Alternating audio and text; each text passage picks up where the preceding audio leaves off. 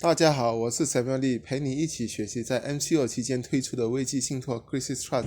危机里是有很多机会，在 MCO 期间里，你关注了什么？我们都会关注每一天都有多少个疫情案例，自己的生意资金要怎么周转，会造成社会怎样的一个影响。这是百年难得一见的新冠肺炎，对经济损害非常大。美国股市下跌，失业不到一个月的时间跌了2万左右。2018年。特朗普选上美国总统，把股市推上3万点，用了2年的时间，从2万推到3万。然而不到一个月的时间，跌到了1万。这一次的疫情对全球经济打击非常大。在3月到4月期间里，全球大约共有1/3人口躲在家里，留意中小型企业影响非常大，手头上会很紧，因为都有固定开销。那么谁会在这次 MCO 度过难关？假设你现在有很多现金的人，这时候是很好赚取更多的钱。每一次危机的发生，有钱人会趁机买一些便宜的东西、便宜的股票、便宜的房地产，就是因为有很多现金。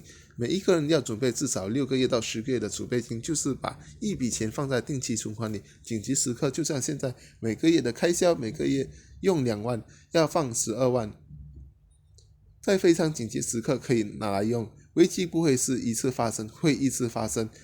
保客会打电话问我，保单可以贷款多少钱，可以有多少现金拿出来，这就是储蓄保单的好处。但你一定要创造 safety net 安全网，保险是非常好的储备金。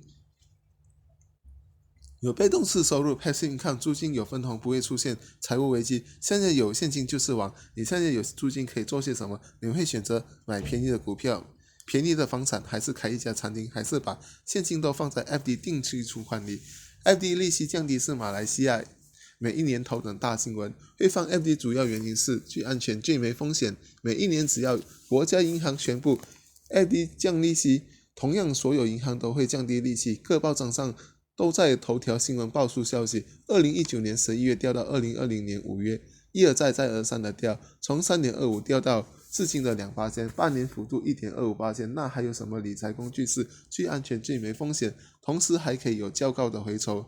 马来西亚人对理财重要性还是有的，但对理财工具了解少之又少。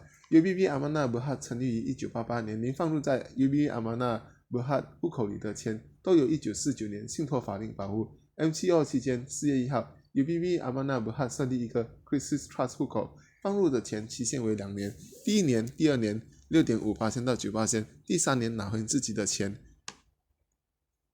Crisis Trust 危机信托从2020年4月1号开放到2020年7月31号。我们同时还会有现金信托 Cash Trust 和教育信托 Edu Trust。您放在 UBB Amanah Berhad 的资金有受到2001年反洗黑钱法令保护、1949年信托法令保护。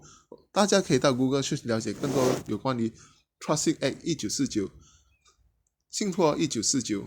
危机信托的优点是比银行有更高的回酬，更短的期限，不只是2年，只需要1万。更多人可以设立危机信托，更简易的申请表格，避免投资错误，钱财不翼而飞。朋友，若你想了解更多有关 Crisis Trust，欢迎询问 Samuel Lee。